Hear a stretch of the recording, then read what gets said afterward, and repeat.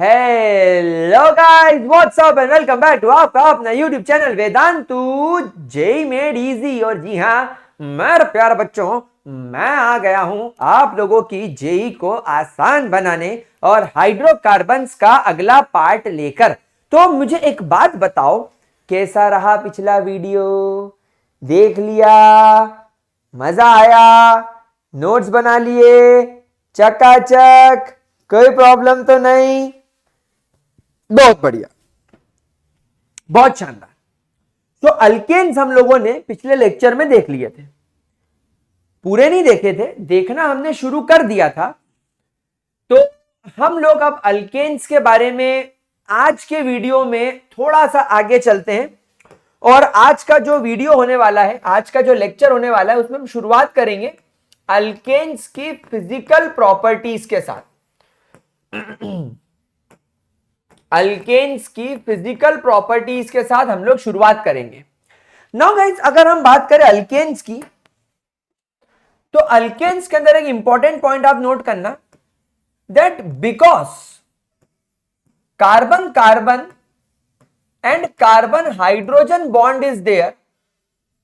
आपके अल्केन्स में या तो कार्बन कार्बन या कार्बन हाइड्रोजन बॉन्ड प्रेजेंट होता है। So because carbon carbon and carbon hydrogen bond is present in alkanes and carbon and hydrogen have a very less electronegativity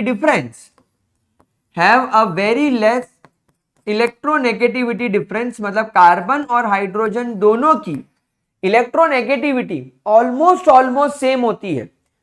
So they have a very less electronegativity difference, hence their bonds are non-polar in nature.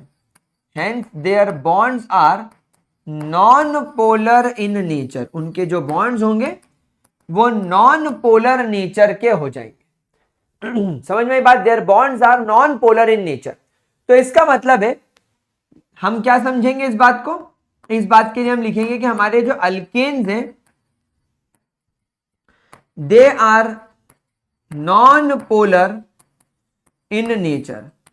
Your alkanes are non polar in nature. क्या ये बात समझ में आ गई? क्या इसके अंदर कोई दिक्कत? क्या इसके अंदर कोई परेशानी, किसी भी तरीके की कोई दिक्कत? तो अब अगर आपके एक अल्केन के मॉलिक्यूल के पास में पोलैरिटी नहीं है, इसका मतलब कि इसके पास में जो बॉन्ड्स होंगे वो बहुत वीक टाइप के होंगे।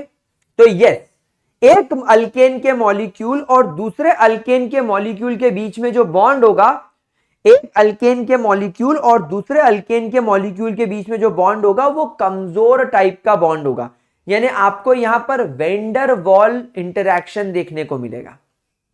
और वेंडर वॉल इंटरैक्शन में भी आपको बहुत ज्यादा स्ट्रॉन्ग फोर्सेस देखने को नहीं मिलेंगे, जैसे हाइड्रोजन बॉन्ड वगैरह।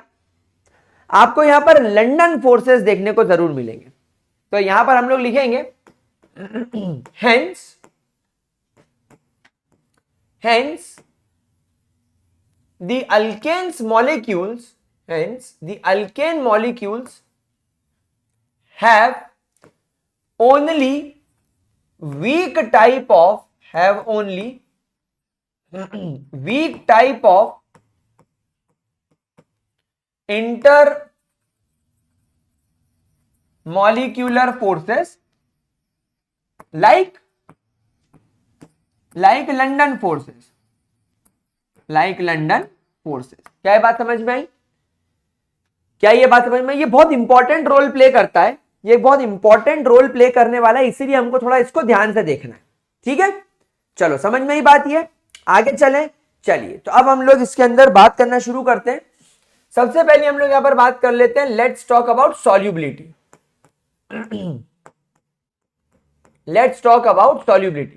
अब बेटा, आप सब लोग एक बात जानते हो कि क्योंकि आपके जितने भी अल्केन्स हैं, they all are non polar in nature. तो लाइक डिसॉल्व लाइक प्रिंसिपल के हिसाब से your alkanes are only soluble in non-polar solvents in non-polar solvents like benzene, carbon disulfide, toluene, carbon tetrachloride etcetera, ये polar solvents के अंदर बिल्कुल dissolve नहीं होंगे and are not at all soluble in polar solvent. बिल्कुल polar solvent अगर तुम लेकर आए तो ये भाग खड़े हो जाएंगे, पोलर सॉल्वेंट के अंदर ये बिल्कुल भी सॉल्यूबलाइज नहीं होंगे। समझ में आया? सेकंड बात, अगर हम इनके स्टेट की बात करें, अगर हम इनके फिजिकल स्टेट की बात करें, तो मेरे प्यारे बच्चों, किसी भी मॉलिक्यूल का अपने जैसे दूसरे मॉलिक्यूल के साथ में अगर एक स्ट्रॉन्ग रिलेशनशिप होगा, अगर ये एक दूसरे से स्ट्रॉन्ग इंटरैक्शन शो करेंगे, ताकत से जुड़ेंगे, एकदम स्ट्रॉन्ग बॉन्ड बनाकर जुड़ेंगे, तो इनके मॉलिक्यूल पास पास रहेंगे तो हो सकता है कि ये सॉलिड फॉर्म में रहे। लेकिन यहां पर अल्केन्स के अंदर तो हमने क्या देखा कि वीक इंटरैक्शन होता है, तो यहां पर क्या होगा, that because alkanes have a very weak kind of intermolecular forces, क्योंकि आपके अल्केन्स के अंदर एक बहुत वीक टाइप का इंटरमॉलिक्यूलर फोर्सेस होता है। जो लोअर अल्केन्स होते हैं, जो आपके लोअर अल्केन्स होते हैं, यानी जिनके पास में एक कार्बन से 4 कार्बन होते हैं, they are gaseous in nature, they are gaseous in nature, यानी कि methane, ethane, propane and butane, ये 4 कार्बन तक के कंपाउंड जो होते हैं ये गैशियस नेचर के होते हैं। लेकिन बेटा जैसे जैसे नंबर ऑफ कार्बन बढ़ना शुरू होते हैं, जैसे जैसे नंबर ऑफ कार्बन बढ़ना शुरू होते हैं, मॉलिक्यूल का सरफेस एरिया बढ़ना शुरू होता है। जैसे पेंटेन में 5 कार्बन, ऑक्टेन में 8 कार्बन, डेकेन में 10 कार्बन, डूडेकेन में 12 कार्बन। तो ऐसे धीरे धीरे जैसे जैसे नंबर ऑफ कार्बन बढ़ते हैं, सरफेस एरिया बढ़ना शुरू हो जाता है। और जब किसी चीज का सरफेस एरिया बहुत ज्यादा बड़ा होगा, जब किसी चीज का सरफेस एरिया एकदम बहुत ज्यादा बड़ा होगा, तो सरफेस एरिया बढ़ने से वो मॉलिक्यूल अपने जैसे दूसरे मॉलिक्यूल के साथ में कंपैरेटिवली स्ट्रॉन्ग इंटरमॉलिक्यूलर फोर्स बनाएगा। भाई एक बात बताओ, ये चेयर है, अब ये चेयर एक सिंगल सीटर चेयर है, अब मैं चाहूं तो मैं इस चेयर पे बैठ जाऊं, ये देखो मैं बैठ गया इस चेयर पे। अब इस चेयर पे मेरे अलावा कोई और बैठ सकता है क्या? क्या अब इस चेयर पे मेरे अलावा कोई और बैठ सकता है क्या? नहीं बैठ सकता, क्योंकि इसके पास सरफेस कम है। लेकिन अगर इमेजिन करो कि इस चेयर की जगह हम एक बड़ी सोफा लिया है, एक बड़ा सोफा लिया है, एक सोफा लगा दें, तो सोफे पर मेरे जैसे 4 लोग बैठ सकते हैं, क्योंकि सोफे का सरफेस ज्यादा है। बात समझ में आ गई? बस यही लॉजिक अब आप मॉलिक्यूल में लगाओ। अगर मॉलिक्यूल का साइज छोटा है, तो छोटे मॉलिक्यूल से ज्यादा नंबर ऑफ मॉलिक्यूल्स चिपक नहीं सकते, क्योंकि उसका सरफेस छोटा है। एक छोटे सरफेस पर ज्यादा मॉलिक्यूल चिपक नहीं सकते। लेकिन अगर सरफेस बड़ा हो गया, सरफेस अगर बड़ा हो गया, तो उस बड़ी सरफेस पर ज्यादा मॉलिक्यूल्स चिपक सकते हैं। ज्यादा मॉलिक्यूल्स चिपक रहे मतलब इंटरमॉलिक्यूलर फोर्स मजबूत है, इंटरमॉलिक्यूलर फोर्स ज्यादा हो गया। तो जैसे जैसे नंबर ऑफ कार्बन इंक्रीज होंगे, but as number of carbon increases, जैसे जैसे नंबर ऑफ कार्बन बढ़ेंगे, आपको देखने को मिलेगा कार्बन एक ऐसा कंपाउंड जिसमें 5 कार्बन हो, पेंटेन से ऐसा कार्बन जिसमें 17, ऐसा कंपाउंड जिसमें 17 कार्बन हो, हैव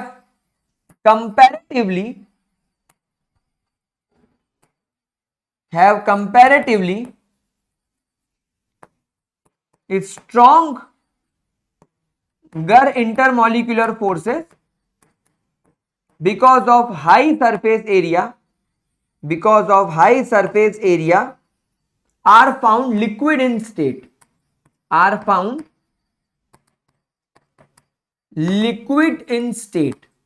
लिक्विड स्टेट में पाए जाते हैं।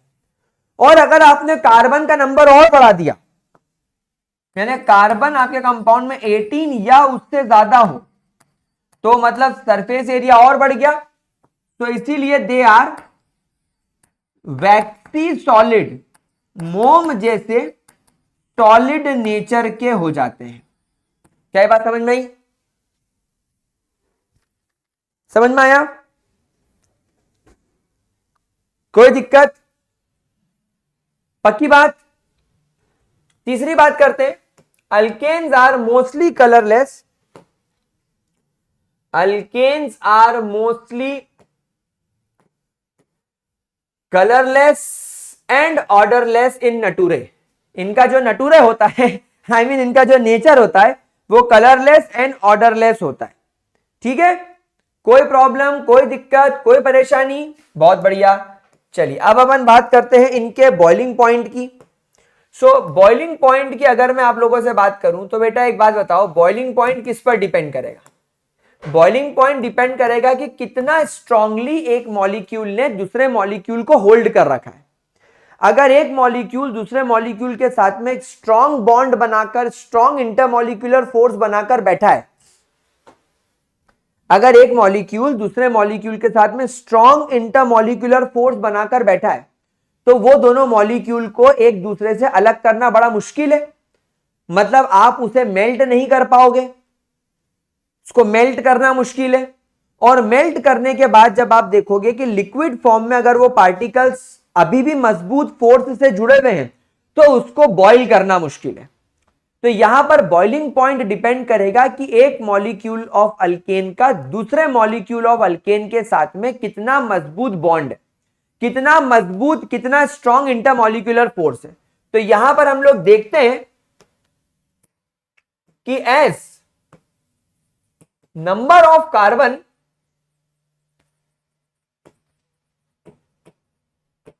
इंक्रीजेस इन एन अल्केन, जैसे जैसे आपके अल्केन के अंदर, जैसे जैसे आपके अल्केन के अंदर नंबर ऑफ कार्बन इंक्रीज होते हैं, so as number of carbon increases in an alkane,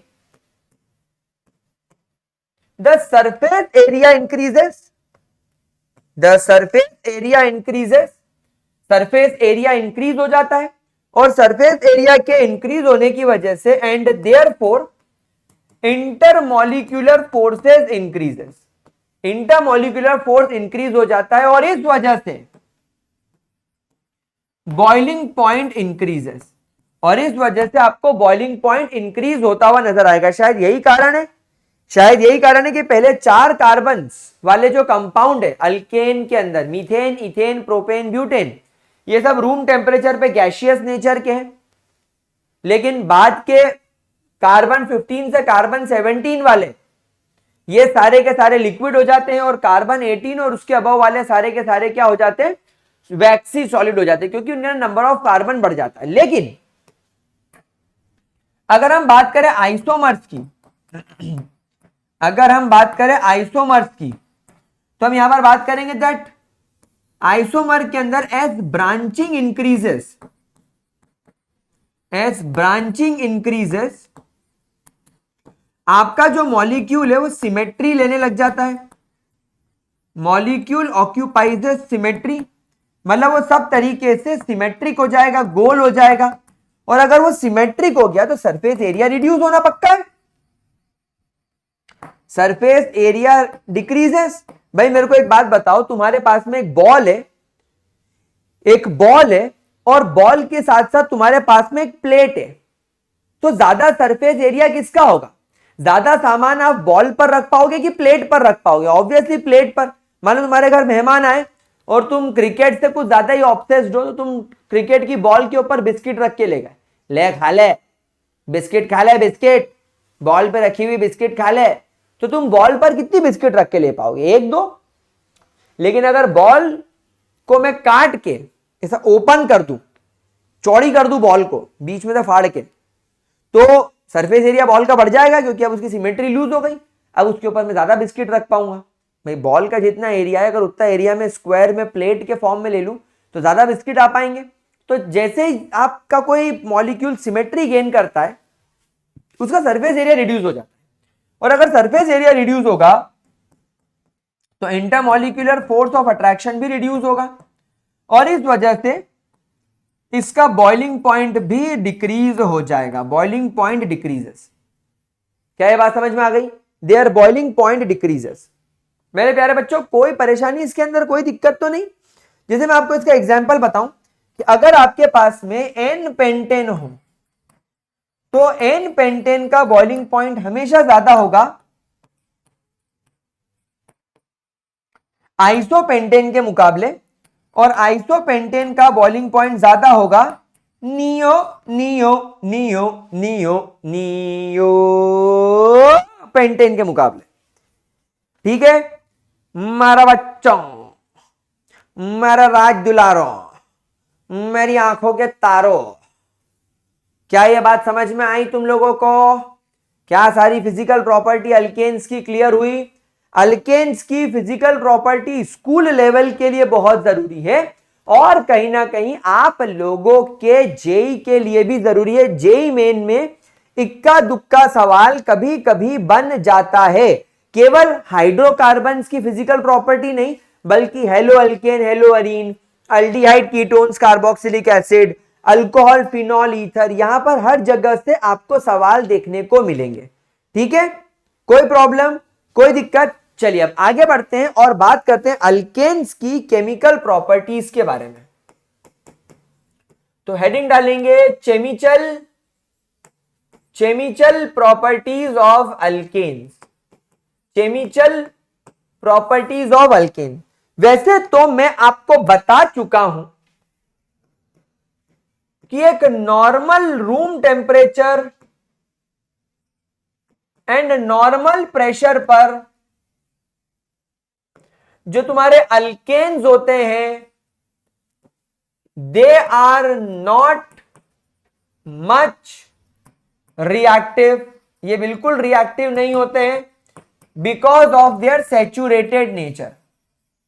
because of their saturated nature, carbon carbon में सिंगल बॉन्ड, कार्बन के आसपास चारों सिंगल बॉन्ड होने की वजह से आपका कार्बन सैचुरेटेड होता है और वो किसी और के साथ बॉन्ड नहीं बनाता नॉर्मल टेम्परेचर एंड प्रेशर पर। But other conditions like high temperature, high pressure, in presence of catalyst ये रिएक्टिविटी शो करते हैं। But in presence of high temperature, pressure and catalyst, but in presence of high temperature and pressure, catalyst etc, they do show some reactivity. बिल्कुल ये कुछ reactivity show करेंगे, बिल्कुल 100% ये कुछ ना कुछ रिएक्टिविटी तो शो करेंगे। ठीक है, कोई प्रॉब्लम?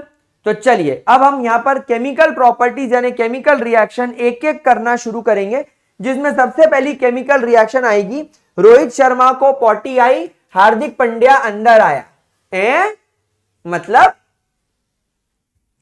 हार्दिक पांड्या का हाथ टूट गया तो सूर्य कुमार यादव अंदर आया, मतलब सब्स्टिट्यूशन रिएक्शन, मतलब सब्स्टिट्यूशन रिएक्शन। इसका मतलब यह है कि एक मॉलिक्यूल के अंदर से अगर आप एक एटम को हटाओगे तो उसकी जगह पर दूसरा एटम अंदर आ जाएगा, that is called as substitution. India cricket team में 11 प्लेयर फील्डिंग कर रहे हैं। सडनली रोहित शर्मा ने बोला यार वड़ा पाव खाने की याद आ रही है, वड़ा पाव खाना है मेरे को। उसने बोला ए शुभमन, उधर थारा भाभी की तरफ क्या देख रहा है, इधर आ, चल अंदर ग्राउंड में फील्डिंग कर मेरी जगह में, जरा वड़ा पाव खा के आता हूं। तो रोहित शर्मा फील्ड से बाहर चला जाएगा और शुभमन गिल फील्ड के अंदर आ जाएगा। शुभमन गिल पहले 11 प्लेयर्स में शायद नहीं था, इसीलिए उसकी जगह पर अब रोहित शर्मा ने अपने आप की जगह पे उसको खड़ा कर दिया कुछ देर फील्डिंग करने के लिए। क्या बात समझ में आई? क्या यह बात आप लोगों को समझ में आई? क्या इसके अंदर कोई दिक्कत? तो यह है हमारी substitution reactions. This is called as substitution reaction. ठीक है, कोई प्रॉब्लम? अच्छा, सब्स्टिट्यूशन रिएक्शन के अंदर क्या होता है? सब्स्टिट्यूशन रिएक्शन के अंदर क्या होता है? आपके अल्केन का hydrogen of alkane is substituted by halogens, substituted by nitro groups, substituted by sulfonic group, etc. Nitro group, sulphonic group, etcetera. यहां पर मैं ये हटाता नहीं, कंट्रोवर्शियल हो जाएगा, आपको टेंशन हो जाएगा कि ये क्या है, तो अभी अपन इसको बिल्कुल सिंपल रखते हैं। जब आपके अल्केन में से हाइड्रोजन को हेलोजन रिप्लेस कर दे तो इस प्रोसेस को बोला जाता है हेलोजिनेशन। हेलो, अरे hello, halogenation. Nitro group replace कर दे तो इसको बोला जाता है नाइट्रेशन, और सल्फोनिक ग्रुप रिप्लेस कर दे तो उसको लाता है सल्फोनेशन। ठीक है, कोई प्रॉब्लम? यहां पर हम लोग बात करेंगे हालोजिनेशन की, हेलोजिनेशन की, यानी एक ऐसी केमिकल रिएक्शन जिसके अंदर आपके अल्केन के हाइड्रोजन को हेलोजन रिप्लेस कर देता है। क्या यह बात समझ में आ रही है? क्या यह बात आप लोगों को क्लियर हो रही है मेरे प्यारे बच्चों? क्या इसके अंदर कोई दिक्कत? अच्छा, हेलोजिनेशन करने के लिए आप लोगों को बहुत हाई टेम्परेचर लगता है, लाइक 300 से 500 डिग्री सेल्सियस। अगर टेम्परेचर नहीं दे पाए तो सनलाइट लग सकती है या अल्ट्रावायलेट रेडिएशन भी लग सकते हैं। मतलब अल्केन्स की रिएक्शन करना खेल नहीं है बच्चों का, तेल निकल जाएगा अच्छों का। बोलो हाँ, ठीक है। अब एक केमिकल रिएक्शन यहां पर अपन करके देखते हैं। तो मान लीजिए आपके पास में आ गया मीथेनवा। इस मीथेनवा के साथ जब आप क्लोरीनवा का रिएक्शन करोगे इन प्रेजेंस ऑफ सनलाइट वा, तो यहां पर क्या होगा? क्या होगा? क्या होगा? एक क्लोरीन एक हाइड्रोजन को लेकर HCl बन के भाग जाएगा, दूसरा क्लोरीन आपके हाइड्रोजन की जगह पर खुद अटैच्ड हो जाएगा और यह बन जाएगा मिथाइल क्लोराइड। पर यह रिएक्शन यहां रुकती नहीं है। फिर आपका मिथाइल क्लोराइड फिर क्लोरीन के सामने आ जाएगा, सनलाइट की प्रेजेंस में ये कन्वर्ट हो जाएगा CH2Cl2 के अंदर और एक HCl बाहर हो जाएगा। फिर आपका CH2Cl2 क्लोरीन के साथ रिएक्ट करके इन प्रेजेंस ऑफ सनलाइट कन्वर्ट हो जाएगा CHCl3 के अंदर और HCl, और CHCl3 फिर क्लोरीन के साथ रिएक्ट करके इन प्रेजेंस ऑफ सनलाइट बना लेगा CCl4 और HCl। और अब रिएक्शन रुक जाएगी क्योंकि अब इस CCl4 के अंदर कोई भी अवेलेबल हाइड्रोजन नहीं है रिप्लेसमेंट शो करने के लिए। क्या ये बात समझ में आई? क्या ये बात समझ में आई? ये है आपकी हेलोजिनेशन रिएक्शन। जरा देख लीजिए इसको अच्छे तरीके से, जरा इसको ऑब्जर्व कर लीजिए।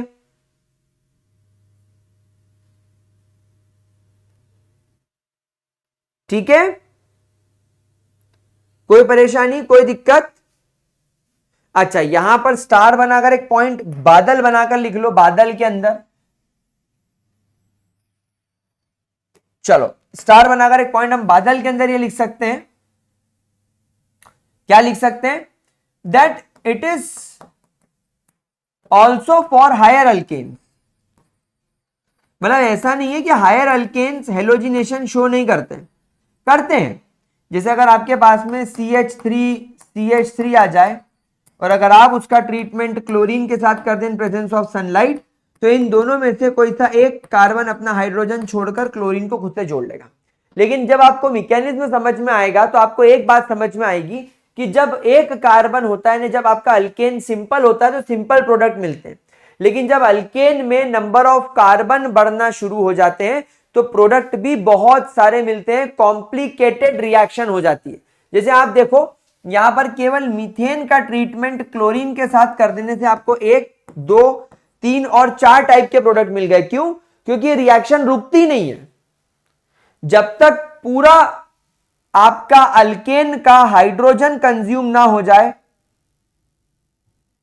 या आपका स्टार्टिंग मटेरियल ही खत्म हो जाए, तब तक ये रिएक्शन नहीं रुकती। तो इस रिएक्शन के अंदर आपको केवल मीथेन को क्लोरीन के साथ ट्रीट करने पर 1, 2, 3, 4 टाइप के प्रोडक्ट मिले।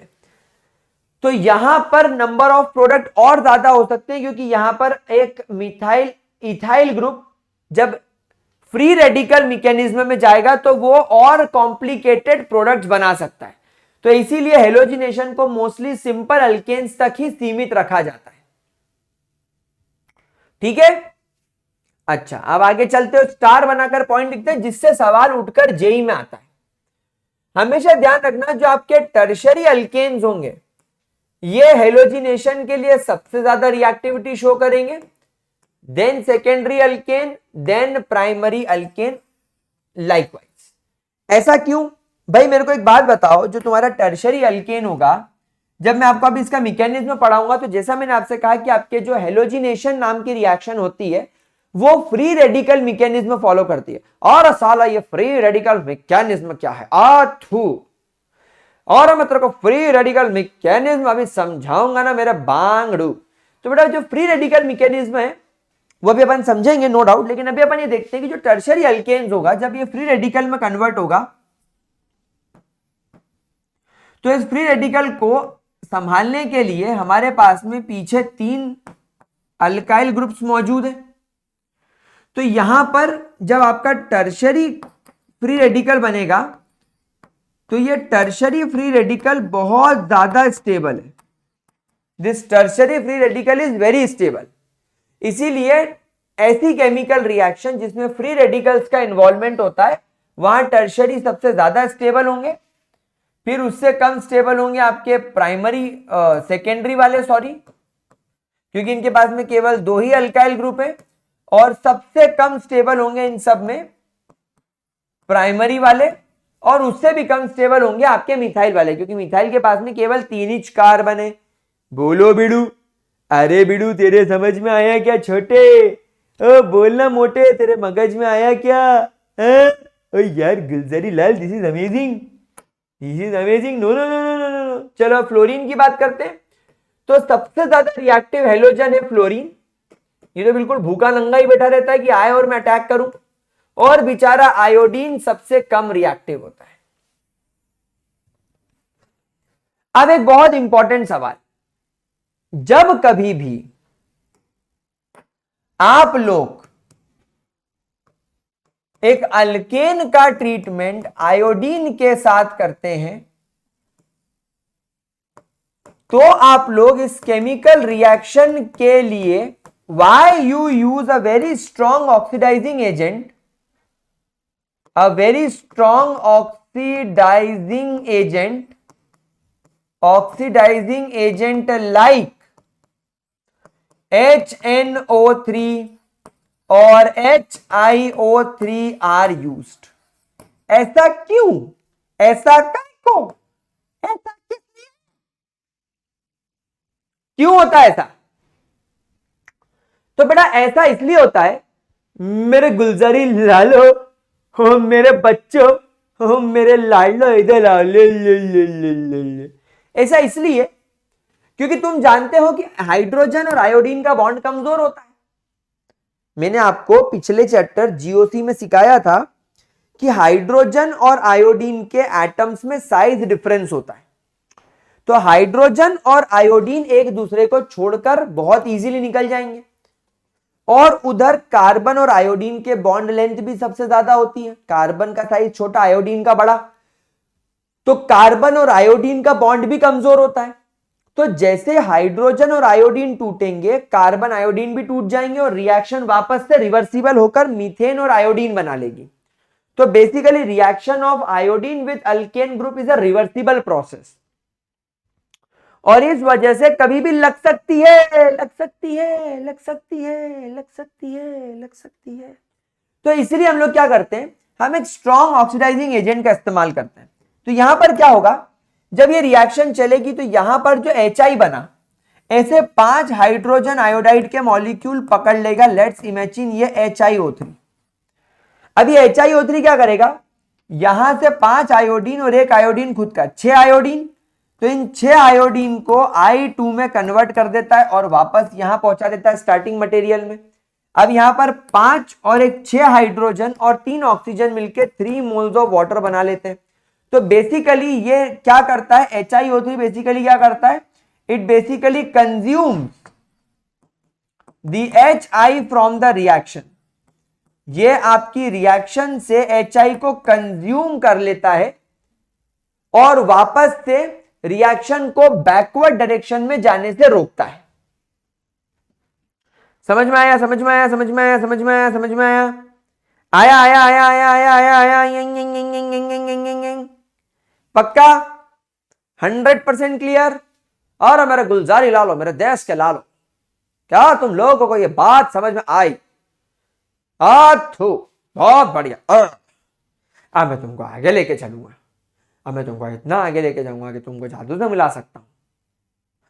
ये बात बहुत खराब होती है। अगर तुम लोग अच्छे हो तो तुम लोगों को मदद करनी चाहिए लोगों की।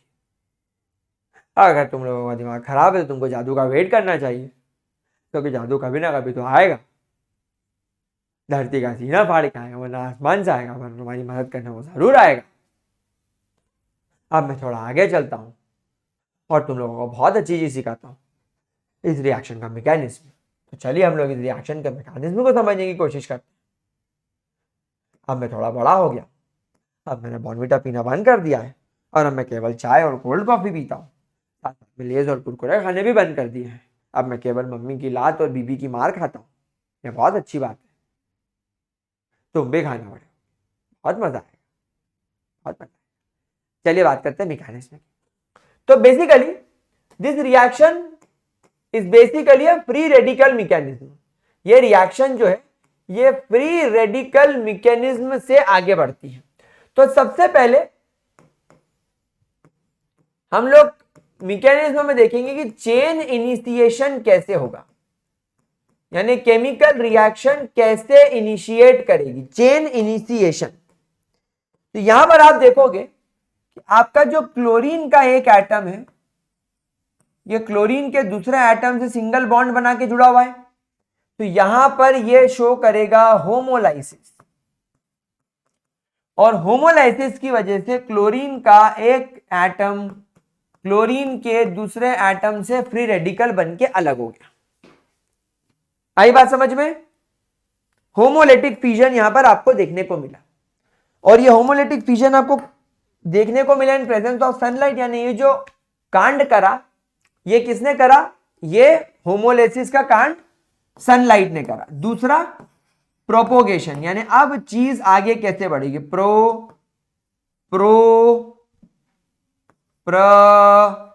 अबे क्या गुंडा बनेगा रे तू, प्रोपोगेशन। चेन अब प्रोपोगेट कैसे करेगी, चेन अब प्रोपोगेट कैसे करेगी, how chain will propagate, propagation.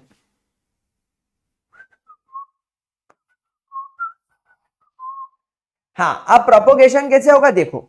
अरे स्पेलिंग ठीक करना बहुत जरूरी है, वरना कमेंट सेक्शन में कई अंग्रेज बच्चे बैठते हैं, बोलते हैं स्पेलिंग देखो स्पेलिंग, और डीजल की स्पेलिंग देखो, और इसकी स्पेलिंग देखो, ए सर को स्पेलिंग नहीं आती, क्लोथ की स्पेलिंग देखो। अरे गंडो, मेरा बकोड़ो और मेरा गुलजारी लालो, क्या रखा है चड्डे में, क्या रखा है चड्डे में, बताऊं क्या रखा है चड्डे में? चुप साले छिछोरे, आगे बढ़ते हैं। तो प्रोपोगेशन के अंदर क्या होगा, जब आपके इस मीथेन के पास में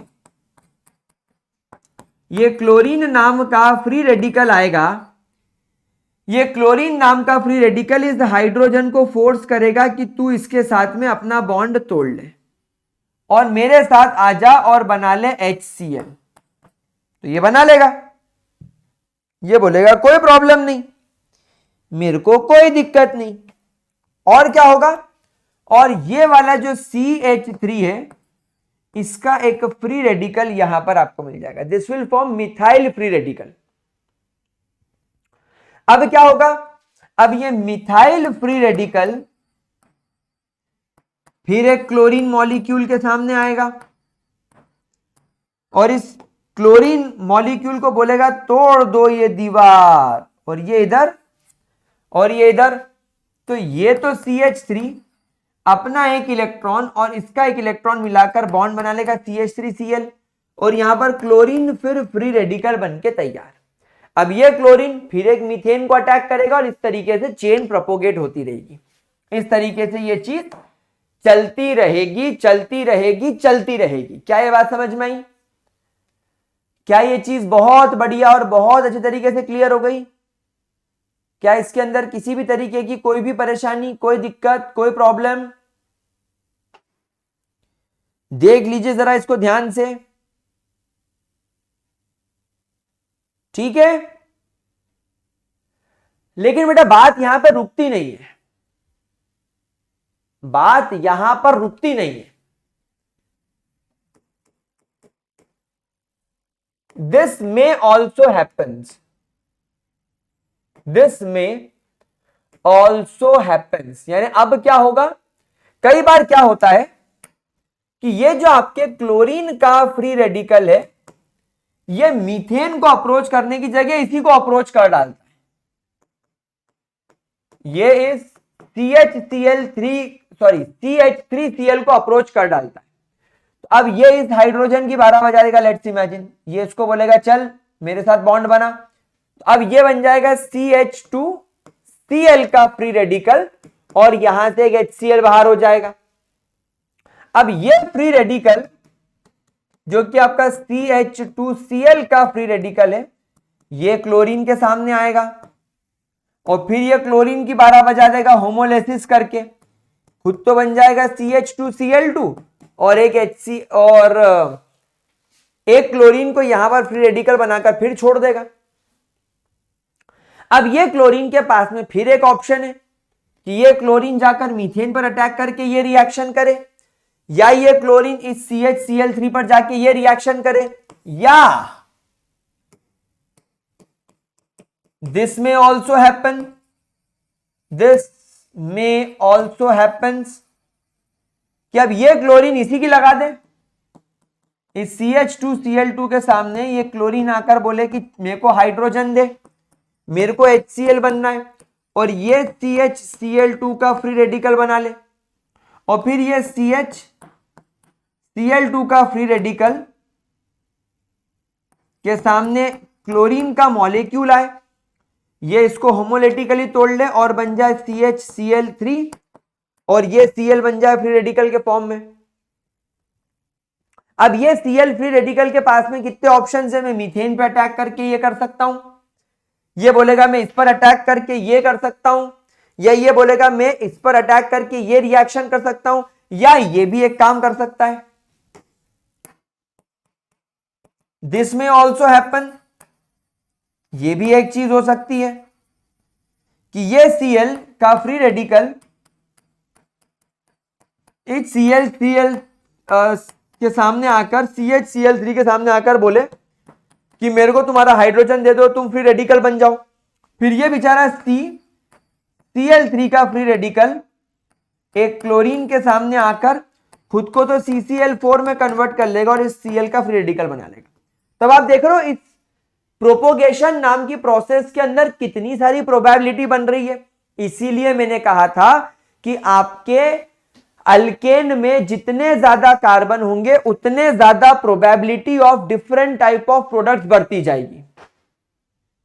आई बात समझ में?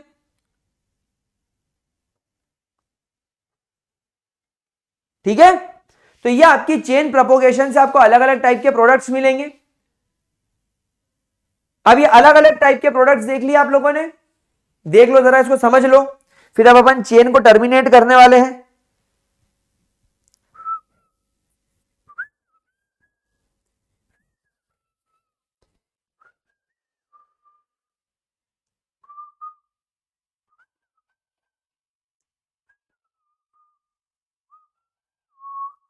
ठीक है, अब चलते हैं चेन टर्मिनेशन की तरफ। अब चलते हैं चेन टर्मिनेशन की तरफ। अब चेन कैसे टर्मिनेट होगी भाई? चेन ऐसे टर्मिनेट होगी कि तुम्हारा जो मीथेन है, कोई भी स्टार्टिंग मटेरियल है, वो कंज्यूम हो जाए। So when the starting material consumed, जब आपका स्टार्टिंग मटेरियल कंज्यूम हो जाएगा तब ये चीज होगी। तो मान लो सब कुछ कंज्यूम हो गया, केवल ClCl बचा, तो बस ये ClCl आपस में कंबाइन होकर क्लोरीन गैस बन के उड़ जाएंगे।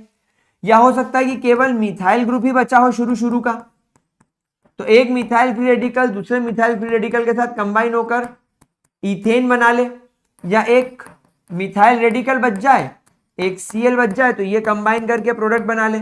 अभी तो मैंने 3 ही प्रोडक्ट लिखे, और भी कई टाइप के प्रोडक्ट यहां पर पॉसिबल हमको मिल सकते हैं। तो इस तरीके से आपकी चेन जो है वो फाइनली टर्मिनेट हो जाएगी। ठीक है, ठीक है मेरे प्यारे बच्चों, कोई प्रॉब्लम? देख लीजिए इसको।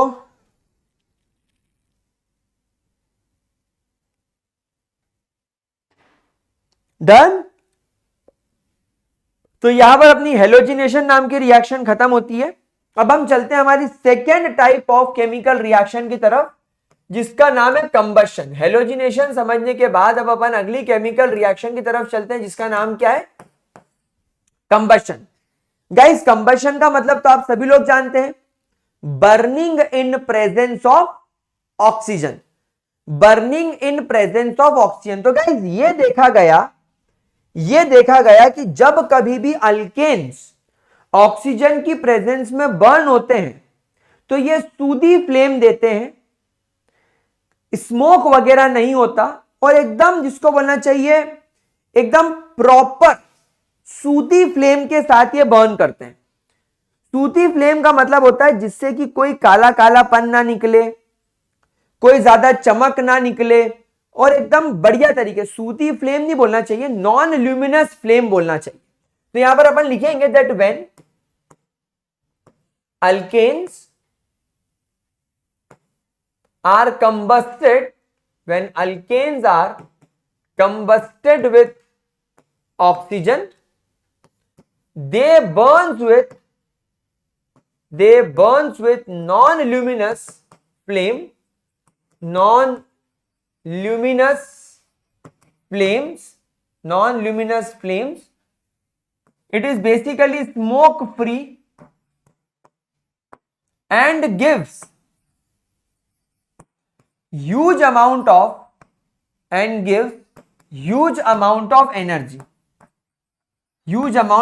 यानी कि ये प्रोसेस कैसी होती है? This process is highly exothermic in nature. ये प्रोसेस हाईली एक्सोथर्मिक नेचर की होती है। तो इस वजह से अल्केन्स को एज अ फ्यूल इस्तेमाल किया जाता है। तो हम यहां पर लिखेंगे therefore alkanes are used as fuels. आपके घर पे एलपीजी गैस है, जब आप गैस स्टोव को ऑन करते हो तो किस तरीके की फ्लेम्स निकलती है? एकदम ब्लू कलर की फ्लेम्स निकलती है, और जो ब्लू कलर की फ्लेम्स निकलती है, उस ब्लू कलर की फ्लेम्स का मतलब होता है वो प्योरेस्ट फॉर्म ऑफ फ्लेम है। प्योरेस्ट फॉर्म ऑफ फ्लेम होने का मतलब है कि उसमें से कोई भी स्मोक, कोई भी काला काला करने वाला कार्बन कुछ भी नहीं निकलेगा। ठीक है। अच्छा, अब कंबशन के लिए मैं आपको एक जनरल केमिकल रिएक्शन सिखा देता हूं, जिसका इस्तेमाल अपन करेंगे। चलो अगली स्लाइड पर ही लिखना पड़ेगा, यहां पर लिख नहीं पाऊंगा मैं, जगह नहीं है। चलो, तो यहां पर अपन लिखेंगे कि अगर आपके पास में एक अल्केन है, और अगर आप अल्केन को बर्न करना चाहते हो, तो अल्केन का जनरल फॉर्मूला क्या होता है? CnH2n+2 को अगर आप 3n+1 by 2 moles of oxygen के साथ जब आप इसको बर्न करोगे, तो आपको यहां पर n moles of carbon dioxide मिलेगा फॉर श्योर। और आप लोगों को n+1 मोल्स ऑफ वाटर मिलेगा फॉर श्योर। यहां पर n का मतलब होगा नंबर ऑफ कार्बन। ये कंबशन की फिक्स रिएक्शन है, आप इसे याद कर लीजिए। अगर आपके पास में मीथेन है तो मीथेन में नंबर ऑफ कार्बन है 1, तो 3 इंटू 1 3, 3 + 1 4, 4 डिवाइडेड बाई 2 यानी 2, तो 2 मोल्स ऑफ ऑक्सीजन। अब यहां पर n की वैल्यू 1 है तो 1 CO2, 1 + 1 2, तो 2 H2O। और बेटा साथ साथ में इस केमिकल रिएक्शन से जो एंथैल्पी आप लोगों को निकलते हुए दिखती है, जो एंथैल्पी इस केमिकल रिएक्शन से कैलकुलेट करी गई है वो है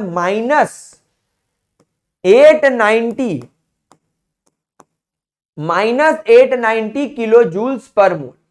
बहुत ज्यादा हाई एनर्जी होती है ये, बहुत ज्यादा हाई एनर्जी होती है ये। अब अगर अपन यहां पर ब्यूटेन ले लें लाइक C4H10, तो यहां पर 4 3 12 13/2O2, तो ये हो जाएगा यहां पर 4 मोल्स ऑफ CO2 आपको मिलेंगे और यहां पर 5 मोल्स ऑफ वाटर आपको मिलेंगे। तो यहां पर इस केमिकल रिएक्शन का delta is -2487.5 kilo joules per mole, which is again a very high energy. बहुत ही ज्यादा हाई एनर्जी ये होती है। समझ में आई बात? कोई प्रॉब्लम, कोई दिक्कत, किसी भी तरीके की कोई भी परेशानी यहां तक? ठीक है, देख लो। अब यहां पर एक स्टार बनाकर पॉइंट लिखो। आपने देखा होगा ना कि जो आप फोटोकॉपी कराने जाते हो तो फोटोकॉपी कराने के लिए जो प्रिंटर की ब्लैक इंक आती है वो कहां से आती है, या जो डाइज वगैरह का इस्तेमाल होते हैं जिसमें काली इंक का इस्तेमाल किया जाता है वो कहां से आती है? वो आती है आपके अल्केन्स के इनकम्प्लीट ऑक्सीडेशन कंबशन से, इनकम्प्लीट कंबशन से आती है। इनकम्प्लीट कंबशन का मतलब होता है burning in presence of but lack of oxygen, oxygen की कमी। जैसे आप सब लोग जानते हैं कि अगर मैं मीथेन को बर्न करूंगा तो मेरे को यहां पर 2 मोल्स ऑक्सीजन लगेगा, लेकिन अगर मेरे पास में 2 की जगह केवल 1 मोल ऑक्सीजन होगा तो क्या होगा? तो यहां पर मिलेगा मुझे कार्बन, ये 4 और ये 2 हाइड्रोजन मिलकर वाटर बन के बाहर, तो this is called as black carbon. ये वही ब्लैक कार्बन है जो आपके घरों में जम जाता है दिया विया लगाने के बाद। जब आप भगवान के कमरे में दिया लगाते हो तो ऊपर काला काला जम जाता है, जब आप कुछ हवन करते हो तो ऊपर काला काला जम जाता है। इनफैक्ट जब आप अपने गैस स्टोव की प्रॉपर सफाई नहीं करते हो तो बर्नर में से ब्लू की जगह जब पीली पीली आग निकलने लग जाती है और उसके साथ साथ में थोड़ा थोड़ा काला धुआं निकलने लग जाता है, तो काला धुआं जो होता है ना, काले धुएं में वो काला काला क्या होता है? वो होता है आपका ब्लैक कार्बन। ब्लैक कार्बन का यूज कहां होता है? प्रिंटिंग इंक्स बनाने में, डाइज बनाने में, ब्लैक कलर बनाने में, एक्सेट्रा। ठीक है, समझ में आई इतनी बात? ठीक है, आगे बढ़े। तो ये हो गई अपनी सेकेंड केमिकल रिएक्शन। अब तीसरी केमिकल रिएक्शन मतलब लगभग लगेगी आपको वैसी, पर थोड़ा सा डिफरेंस होगा। That is called as controlled oxidation. Controlled oxidation. अब बेटा यहां पर आपको बड़ा इंटरेस्टिंग एक रोल समझ में आएगा कैटलिस्ट का। आपको एक बहुत इंपॉर्टेंट रोल समझ में आएगा कैटलिस्ट का। यहां पर अगर मैं एक सेम टाइप के कंपाउंड को यानी मीथेन को, अगर मैं यहां पर एक सेम टाइप के कंपाउंड यानी मीथेन को दो अलग अलग कैटलिस्ट या दो अलग अलग कंडीशन में ऑक्सीडाइज करूं तो देखो क्या होगा। मान लीजिए मेरे पास में यहां पर मीथेन है और इस मीथेन का मैं कर रहा हूं oxidation in presence of copper, यानी मैंने यहां पर तांबे की कॉपर की एक ट्यूब ले ली है, 523 केल्विन का टेम्परेचर लिया है और 100 atm का प्रेशर दिया है। मैंने अगर ये कंडीशन यहां पर मेंटेन करी है, अगर मैंने यहां पर यह कंडीशन मेंटेन करी है तो बेटा यहां पर क्या होगा, यहां पर एक ऑक्सीजन का मॉलिक्यूल दो मीथेन के साथ मिलकर 2 मोल्स ऑफ CH3OH यानी कि मेथेनॉल का फॉर्मेशन करके देगा। It will give methanol. क्या यह बात समझ में आ गई? क्या यह चीज क्लियर हो गई? पक्का? लेकिन अगर मैं यहीं पर मीथेन ले लूं और उसका ट्रीटमेंट ऑक्सीजन के साथ करूं, बट एज अ कैटलिस्ट यहां पर मैं MO2O3 मॉलिब्डेनम ऑक्साइड ले लूं, टेम्परेचर वही 543 केल्विन के आसपास का ले लूं और 100 ATM का प्रेशर ले लूं, तो यहां पर you will amaze to know कि यहां पर HCHO बन गया और यहां पर एक मॉलिक्यूल वाटर बाहर निकल गया, यानी यहां पर बन गया फॉर्मल्डिहाइड।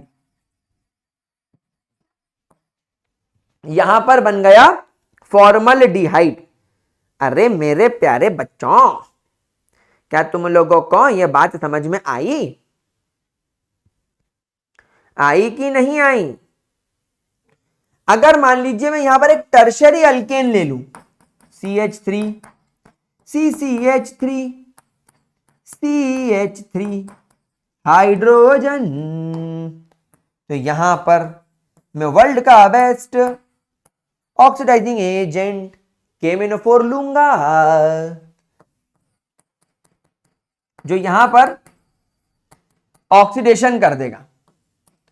तो यहां पर यह कार्बन के पास में एक एक्स्ट्रा ऑक्सीजन जुड़ जाएगा कार्बन और हाइड्रोजन के बीच में, इन दोनों के बीच में एक ऑक्सीजन लग जाएगा और यह बन जाएगा आपका tertiary alcohol.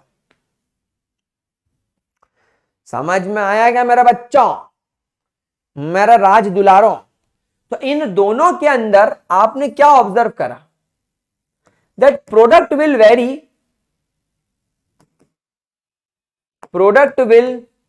Very according to the catalyst.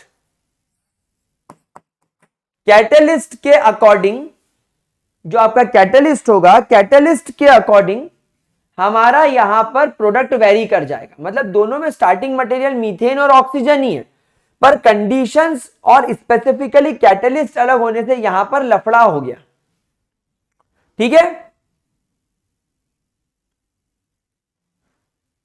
ठीक है?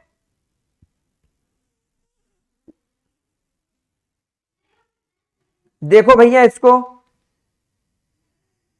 हाँ देखा?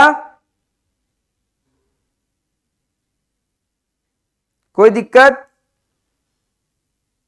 पक्का? तो कंट्रोल्ड ऑक्सीडेशन के अंदर एक रिएक्शन में और सिखाऊंगा।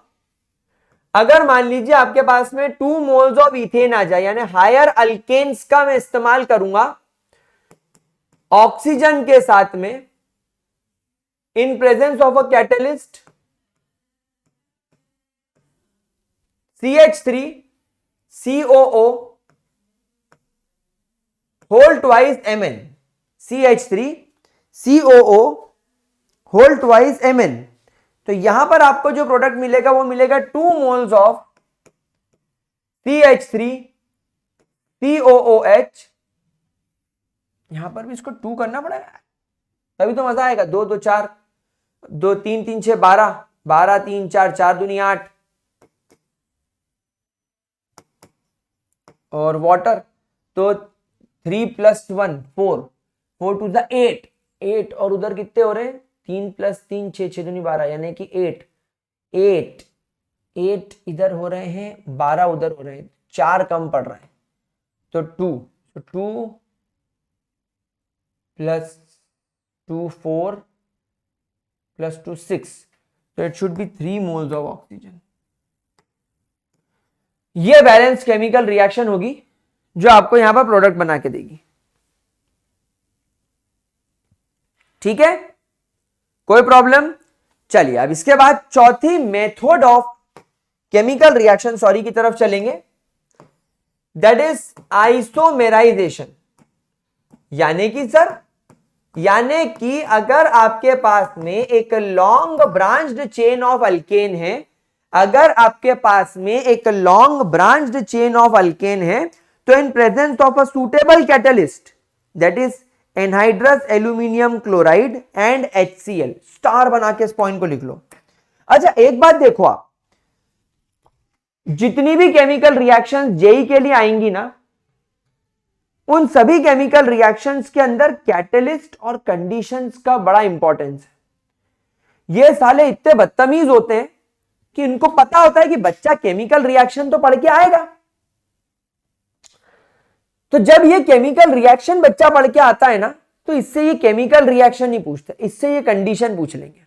जैसे आप देखो यहां पर जेई मेन में सवाल आया था, when methane is oxidized it gives formaldehyde plus water, then what should be the catalyst? KMnO4, MO2O3, Cu और CH3COO whole twice Mn, 4 options थे। तो अब आपको यह पता होना चाहिए कि यहां पर कौन सा कैटलिस्ट कौन सा काम कर रहा है। आई बात समझ में? चलो तो अब आइसोमेराइजेशन के अंदर बात करेंगे हम लोग, दैट अल्केन्स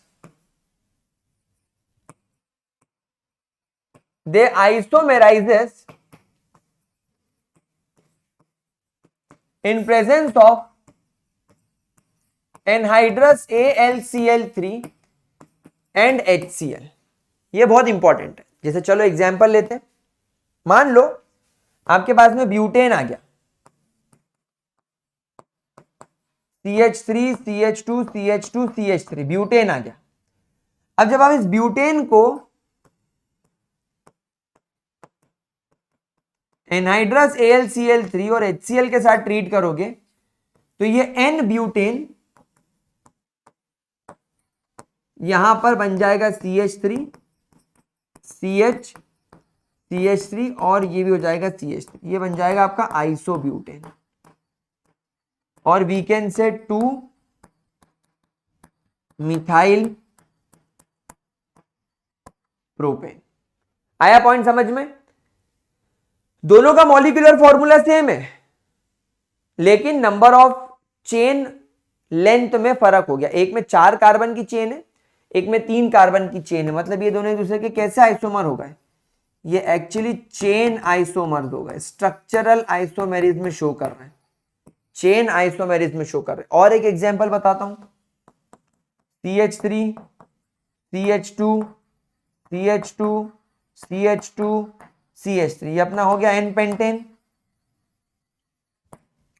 अब इस N पेंटेन को अगेन आप ट्रीट कर लो एनहाइड्रस AlCl3 और HCl की प्रेजेंस में,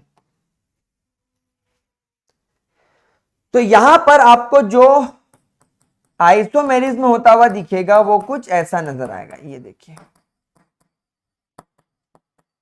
ये देखिए, ये बन गया तुम्हारा 2 मेथाइल ब्यूटेन, यानी 4 कार्बन की चेन वाला, और एक और आइसोमर बनेगा CH3 CH2 CH3 CH3 और CH3 2,2 डाइमेथाइल प्रोपेन। आई बात समझ में? तो यहां पर जितने टाइप के आइसोमर्स हो सकते थे वो सभी टाइप के आइसोमर्स यहां पर बन रहे हैं। समझ में आया? कोई दिक्कत, कोई परेशानी? पक्का देख लो जरा अच्छे तरीके से, देख लो, समझ लो।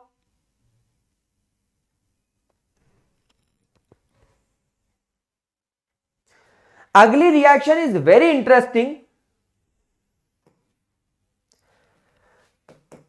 which is called as aromatization। Aromatisation.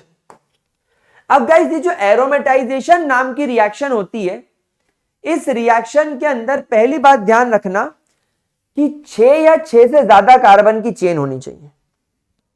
Usually ये देखा गया है कि जब 6 या 6 से ज्यादा कार्बन होते हैं तो ही मजा आता है।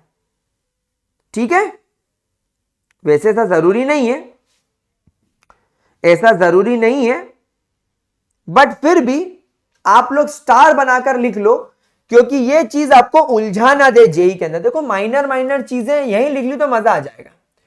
तो एरोमेटाइजेशन के अंदर क्या होता है, ये एक ऐसी प्रोसेस होती है in which an alkanes which are having 6 or more carbons are converted into aromatic compounds। इस प्रोसेस को एरोमेटाइजेशन बोलते हैं। फॉर एग्जाम्पल, अगर यहां पर आपके पास में एक कंपाउंड है CH3, CH2, CH2, CH2, CH2, CH3, 1 2 3 4 5 6, ये एन हेक्सेन है, एक 6 कार्बन की लंबी चेन है, जिसको मैंने मोड़ मोड़ के लिखा है सुंदर दिखाने के लिए। जब आप इसका ट्रीटमेंट Cr2O3 के साथ या V2O3 के साथ या MO2O3 के साथ करते हो इन प्रेजेंस ऑफ आयरन, जो कि एकदम रेड हॉट होना चाहिए, एकदम लाल, 773 केल्विन का टेम्परेचर होना चाहिए। कंडीशन देख रहे हो, 773 केल्विन का टेम्परेचर होना चाहिए और लगभग 10 से 20 एटीएम का प्रेशर होना चाहिए। तो इस कंडीशन में आपका ये कंपाउंड कन्वर्ट हो जाएगा CH2 double bond CH2 single bond CH2 double bond CH2 single bond CH2 double bond CH2, benzene में ये कन्वर्ट हो जाएगा। It will convert into benzene. वाह, ए छोटे तेरे समझ में आया क्या, मोटे तेरे मगज में आया क्या लाले?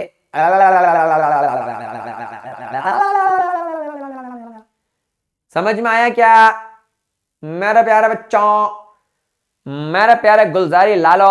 आए मेरा बच्चा, मेरा बकुड़ो, मेरा गुलजारी लालो, क्या तुम्हें यह समझ में आया? ठीक है, और एक एग्जाम्पल लेते हैं। अगर तुम्हारे पास में CH3, CH2, CH2, CH2, CH2, CH2, CH3, कितने कार्बन है? 1 2 3 4 5 6 7, एन हेप्टेन। अगर ये एन हेप्टेन को हम लोगों ने वापस से सेम कंडीशन V2O3 नहीं मिले तो Cr2O3, नहीं मिले तो MO2O3 विथ आयरन, जो कि एकदम रेड हॉट होना चाहिए, टेम्परेचर 773 केल्विन, 10 से 20 एटीएम का प्रेशर। तो ये इसको कन्वर्ट कर देगा, ये 6 रिंग तो ऐसी कन्वर्ट हो जाएगी। CH2, CH2, CH2, CH2, CH2, CH2, CH2, CH2 और यहां कन्वर्ट हो जाएगा CH3। तो यहां पर CH2 का हट जाएगा और यहां पर रह जाएगा केवल CH। ये बन जाएगा आपका टोल्यूइन। क्या बन जाएगा आपका? टोल्यूइन। ठीक है मेरे प्यारे बच्चों, ठीक है, समझ में आया इतना? चलो, तो अब हम लोगों का एरोमेटाइजेशन भी बढ़िया तरीके से कंप्लीट हो गया है। हमारी 5वीं रिएक्शन थी।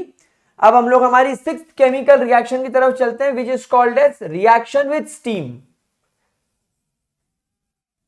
रिएक्शन विथ स्टीम, स्टीम मतलब भाप, यानी यहां पर हमारा जो वाटर होगा वो 100 डिग्री पर या 500 डिग्री पर नहीं, 1073 डिग्रीज पर होगा, 1073 केल्विन पर होगा, नहीं 1073 1273 केल्विन के आसपास आप मान के चलो। तो जब आपके पास में, हमारे पास में, मान लो यहां पर एक मीथेन होगा CH4, अगर मैंने यहां पर ले लिया मीथेन CH4, और मीथेन को अगर मैं स्टीम के साथ में रिएक्ट कराऊं 1273 केल्विन पर, अगर मैं इसको हीट करूं और यहां पर निकल को एज अ कैटलिस्ट ले लूं, बेटा मेटल को कैटलिस्ट लेना बहुत जरूरी है। तो यहां पर आप देखोगे कि H2 नहीं रे, क्या गुंडा बनेगा रे तू बाबू भैया, O2। तो यहां पर एक कार्बन एक ऑक्सीजन के साथ कार्बन मोनोऑक्साइड बना लेगा, अरे नहीं रे H2O आएगा। सो ये वाला ऑक्सीजन ये वाले कार्बन के साथ निकल जाएगा, 4 और 2 हाइड्रोजन 3H2 बन के निकल जाएंगे। तो ये आपकी reaction with steam, simple sober reaction, कुछ भी नहीं करना है इसके अंदर। चलिए 7th रिएक्शन की तरफ चलते हैं, जिसका नाम है पायरोलिसिस। पायरोलिसिस, बेटा पायरोलिसिस का मतलब होता है पायरोस, पायरोस का मतलब होता है हीट, पायरोस का मतलब होता है हीट, और लाइसिस का मतलब होता है ब्रेकडाउन, यानी हीटिंग की वजह से ब्रेकडाउन। तो पायरोलिसिस एक प्रोसेस होती है, ऐसी प्रोसेस जिसके अंदर आपके जो हायर अल्केन्स होते हैं, higher alkanes are broken into smaller fragments, into smaller fragments, अरे क्या बोल रहा हूं मैं, into smaller fragments is called as pyrolysis, और क्रैकिंग, इसको क्रैकिंग के नाम से भी जाना जाता है, it is also known as cracking. आई बात समझ में, it is also known as cracking. अच्छा एक, अरे भैया क्या हो गया, शेट वायर खिंच गया हम लोगों का, I am really very sorry. आवाज तो आ रही है ना बढ़िया तरीके से, hello hello, mic check, mic check, okay. So guys ये कहां इस्तेमाल होता है, it is highly used in petroleum industries, petroleum industries में इसका बहुत ज्यादा इस्तेमाल होता है। जैसे मैं आपको बताऊं C12H26 डूडेकेन, ये एक इंपॉर्टेंट कंपोनेंट होता है केरोसिन का, it is a component of kerosene. तो जब आप इसको हीट करते हो, गर्म करते हो, जब आप इसको बहुत ज्यादा हाई टेम्परेचर पर हीट करते हो 973 केल्विन पर, कितना, कंडीशंस क्या लिखेंगे, 973 केल्विन पर जब अपन इसको हीट करते हैं इन प्रेजेंस ऑफ प्लेटिनम, पैलेडियम या निकल, तो ये कन्वर्ट हो जाता है हेप्टेन, ये टूट जाता है छोटे फ्रेगमेंट यानी हेप्टेन में और पेंटीन में। और कई बार अगर इनमें नहीं होता तो और भी बहुत सारे टाइप के अदर प्रोडक्ट्स आपको मिल सकते हैं, बट उसको यहां पर अपन नहीं लिखेंगे, ये इस तरीके से काम करेगा। देखा मेरे प्यारे बच्चों, समझ में आया, समझ में आया? देखो जरा इसको ध्यान से ऑब्जर्व करो, अगर कोई प्रॉब्लम आ रही हो तो पूछो, ठीक है, आगे चले। अच्छा मान लो अगर तुम्हारे पास में हेक्सेन आ जाए, एन हेक्सेन, तो एन हेक्सेन 773 केल्विन पर जब अपन हीट करेंगे तो ये कन्वर्ट हो जाएगा C6H12, यानी कि हेक्सीन के अंदर, और आपकी हाइड्रोजन गैस यहां से करके उड़ जाएगी, ठीक है, कोई प्रॉब्लम? कई बार